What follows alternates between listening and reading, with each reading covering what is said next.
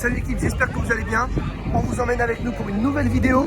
On va suivre Adèle Gay, on va découvrir qui est Adèle et on va la suivre jusqu'à son objectif de fin de saison 2023, les championnats d'Europe de cross à Bruxelles. Allez, c'est parti.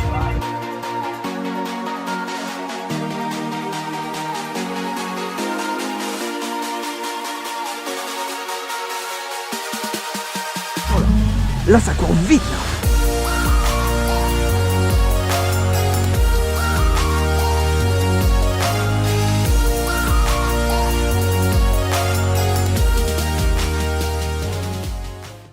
Bonjour à tous, moi c'est Adèle Gay, j'ai 19 ans et je fais de l'athlétisme depuis 10 ans. Je fais notamment du 800 et du 1500 et je suis licenciée au club de Val-de-Reuil en Normandie. Et dans la vie je fais un BTS économie sociale et familiale et là je suis en deuxième année. On est lundi matin et on est à 6 jours des championnats d'Europe et on va commencer la matinée avec de la muscu, mais avant on va s'échauffer avec 20 minutes de vélo et on se retrouve tout à l'heure sous la barre.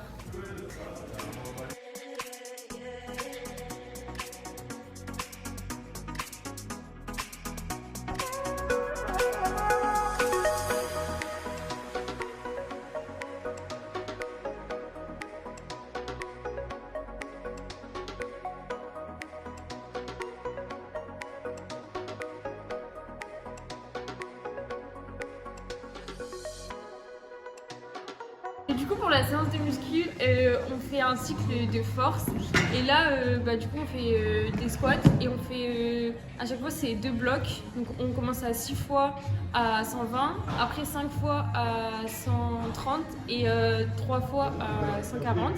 Après on va faire des ischios et pareil là c'est 6 fois 6, après on fait mollet et pour terminer on fait des arrachés et pareil 6 blocs de 6.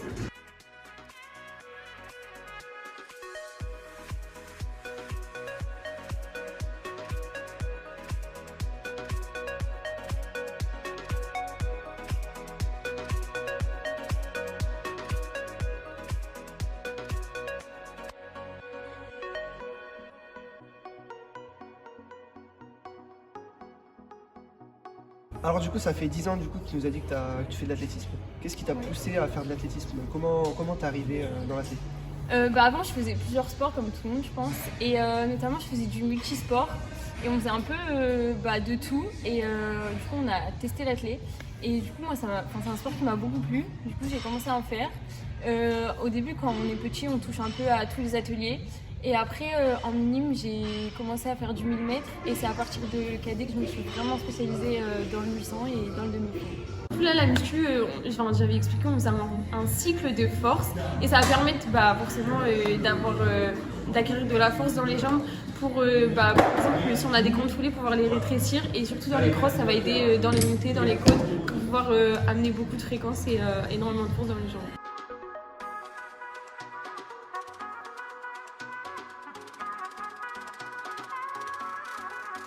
Du coup sur 800 je vais parler en extérieur, j'ai fait 2,07,14 et sur 1500 cet été j'ai fait 4,20 et j'ai aussi un petit record sur 5 km route que j'ai établi en début de saison, j'ai fait 16,32. Et après au niveau de mes palmarès, c'était la saison dernière, j'ai fait championne de France sur 800 en intérieur et championne de France sur 1500 en extérieur. Ok, et du coup tu as des sélections déjà en équipe de France Oui, du coup j'ai 4 sélections. Ma plus grosse sélection c'était au championnat d'Europe à Jérusalem cet été. Et sinon j'ai fait 2 matchs cet hiver. Et là ce week-end j'aurai le championnat d'Europe de cross.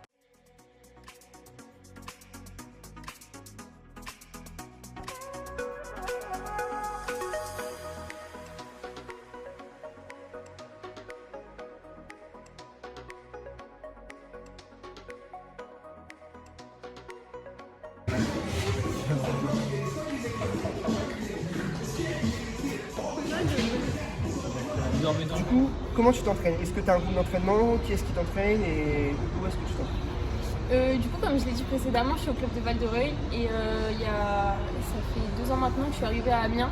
Donc avant, je m'entraînais à Val-de-Reuil et là, je m'entraîne à Amiens avec le PM Elite Team et Pascal Macha. Du coup, c'est un groupe d'entraînement qui est raffilié au lycée de la Haute-Oie. Donc moi, je suis arrivée en milieu de terminale au lycée Et du coup, j'ai poursuivi mes études à Amiens. Donc la semaine, je m'entraîne à Amiens avec tout mon groupe. Et le week-end, je m'entraîne chez moi avec le reste. Coucou tout le monde, donc du coup on se retrouve ce soir pour faire une VMA et on va faire 1008, 6, 4, 6, 8, 1000, voilà.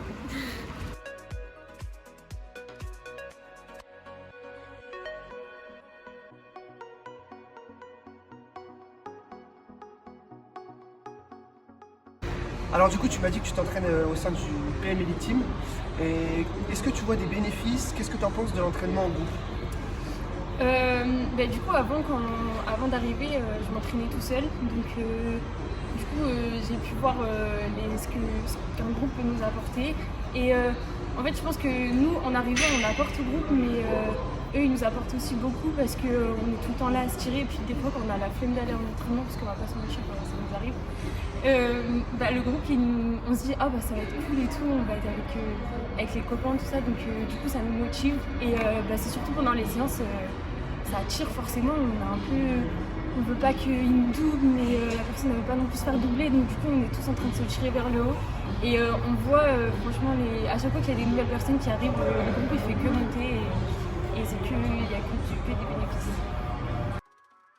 Du coup, ça donne quoi une semaine d'entraînement type avec toi alors? Du coup, je fais environ entre 80 et 100 km par semaine. Et une semaine type, ça serait. Je fais 8 à 10 entraînements la semaine. Et une semaine type, c'est souvent le lundi matin, je fais muscu. Après, on fait une VMA le soir. Le mardi, c'est footing, environ 15 km. Le mercredi, c'est un seuil. Le jeudi, on refait footing. Le vendredi, on fait un fartlek type 30. Le samedi, souvent, c'est repos ou alors un petit footing. Et le dimanche, on fait des côtes. Est-ce que dans ta préparation, tu mets en place un suivi par un kiné ou une équipe médicale ou alors par un préparateur ou une préparatrice mentale dans ta prépa? Du coup, oui, parce que je vais voir un kiné environ une fois par semaine.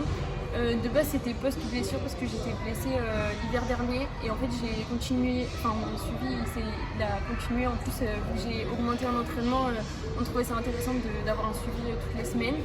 Et j'ai commencé il n'y a pas très longtemps la prépa mentale parce que suite à mes championnats d'Europe, j'en ai ressenti le besoin et du coup, j'ai commencé il n'y a pas longtemps et pour l'instant, ça apporte assez de fruits. Ok. Et est-ce que pour toi l'alimentation c'est un point important dans l'entraînement ou pas? Je pense que c'est un point important. Après, est-ce que j'ai fait vraiment attention? Je pense que, je ne vais pas mentir, mais j'essaye de varier un peu mon alimentation, pas non plus manger n'importe quoi, mais je suis pas vraiment très carrée là-dessus. Ouais, t'es pas focus quoi, tu t'autorises des excès. Ouais, c'est ça. C'est un point sur lequel tu peux encore t'améliorer. Oui. Ok. Et l'hydratation, ça par contre, tu fais plus attention? Non, pas forcément. Mais pareil, je sais que c'est hyper important. J'essaie de me dire, faut que tu boives ça dans la journée. Mais pareil, c'est un point important. Ok. Alors, du coup, on peut voir que tu as un joli t-shirt Keep-Run. Parle-nous plus de Keep-Run alors. Du coup, ça fait à peu près 1 an que je reçois des dotations par Keep-Run. Du coup, ça me permet de baisser mes frais niveau vêtements, même chaussures, en sachant que les chaussures, forcément, ça s'use beaucoup. Donc, du coup, c'est hyper intéressant. En plus, c'est une marque qui est en progression, donc moi, ça me fait plaisir de pouvoir la représenter. Et il m'accompagne depuis 1 an. Alors, du coup, est-ce que tu peux nous faire part de tes sensations ce soir sur la séance? Plutôt des très bonnes sensations, je suis assez contente. C'était la dernière grosse séance avant dimanche. Et j'avais plutôt des bonnes allures, je pense que j'étais au-dessus de 18 km/h. Du coup, ça avait plaisir de voir que je suis en forme. Du coup, tu nous as dit que tu faisais encore des études sup. Comment tu arrives à concilier études et sport de haut niveau? Au début, c'était un peu compliqué parce que du coup, quand j'étais au lycée, c'était des horaires aménagés, tout ça. Et quand je suis arrivée en BTS, c'est un lycée qui ne connaît pas trop le sport de haut niveau, donc ils avaient zéro aménagement pour nous. Donc avec Pascal, avec mon entraîneur, on a réussi un peu à essayer de libérer 2 demi-journées. Du coup, j'ai pu libérer 2 demi-journées pour pouvoir m'entraîner et faire de la muscu. Après, pareil pour les stages, j'arrive un peu à négocier parce que des fois ça tombe en même temps que mes stages sportifs. Donc j'arrive un peu à les décaler, tout ça, même pour les épreuves où ils sont assez compréhensifs. Donc sur ce point-là, j'ai eu de la chance.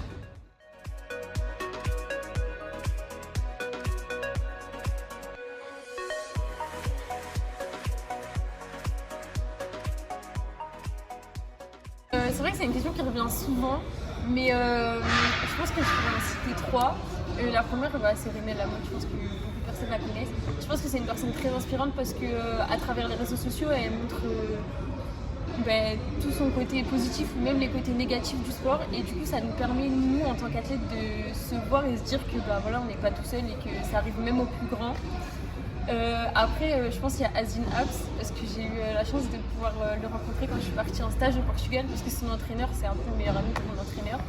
Et en fait, de pouvoir discuter avec lui, on peut voir que c'est une personne vraiment hyper humble et qui n'est pas du tout dans le paraître. Et du coup, quand on discute avec elle, elle est hyper inspirante. Et je pense que la troisième, c'est Kelly Hodgkinson. Ouais. Mais pareil, elle est hyper jeune et elle est hyper belle à voir courir. Et pareil, je trouve qu'elle est hyper humble. Du coup, ça, c'est aussi très inspirant. Alors du coup, là il y a Bruxelles, et après, à moyen et long terme, cet hiver par la salle ou par l'écran, je sais pas, ou cet été sur la piste, c'est quoi tes objectifs? Du coup, je vais faire un peu de salle cet hiver. Je pense que le premier objectif, ça va être les championnats de France élite et les championnats de France espoir.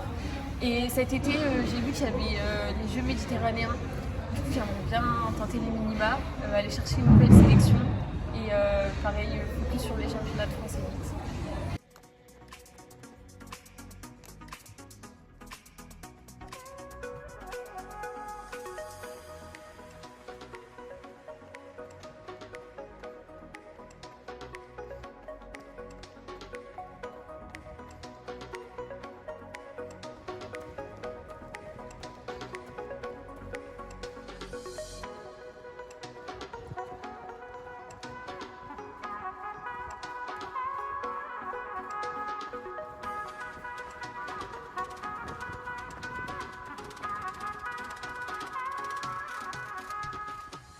Maintenant, on va parler donc de ton objectif à court terme, les championnats d'Europe de Bruxelles.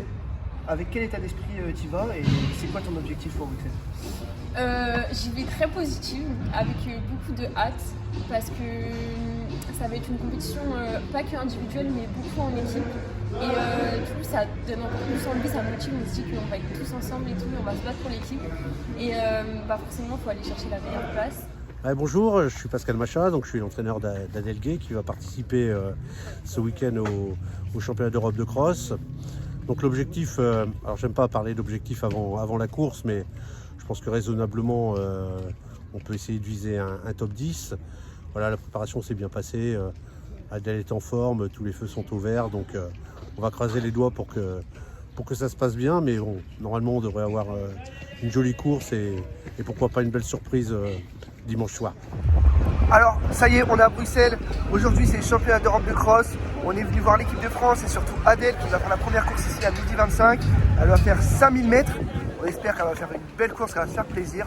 Parce que voilà, les Europes de cross, c'est incroyable. Et voilà, on va vous faire vivre ça avec quelques images de la course, de l'échauffement jusqu'à l'arrivée. Voilà, c'est parti.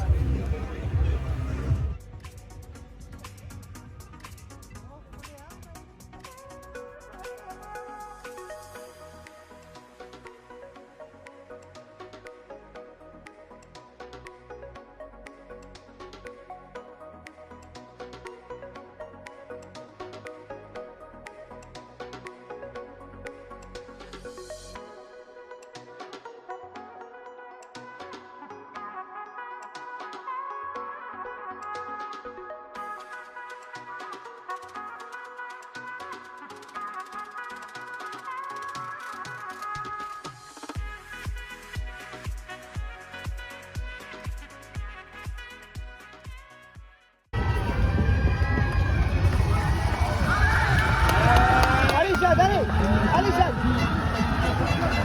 Adèle, allez! Allez, Adèle, faut remonter! Allez, faut remonter, Adèle, allez!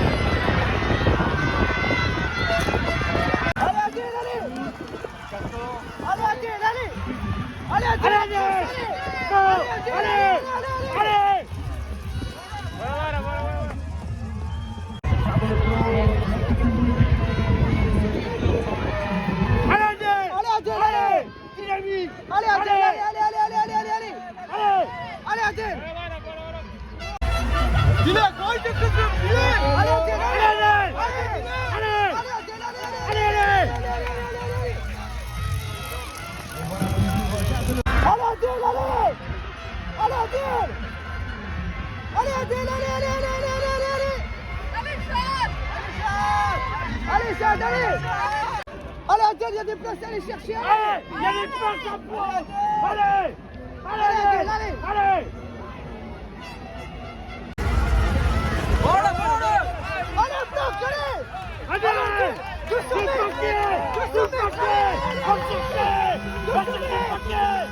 Elle finit donc à une très belle 20e place à ces championnats d'Europe de cross et elle termine 4e par équipe avec les U20 de l'équipe de France. Voilà, c'est la fin de cette vidéo. J'espère que vous avez aimé la vidéo et que vous avez aimé découvrir qui est Adèle et la suivre jusqu'au championnat d'Europe de cross à Bruxelles. N'hésitez pas à liker et vous abonner et donner votre ressenti dans l'espace commentaire. Et on se retrouve bientôt pour de nouvelles aventures. Allez, ciao!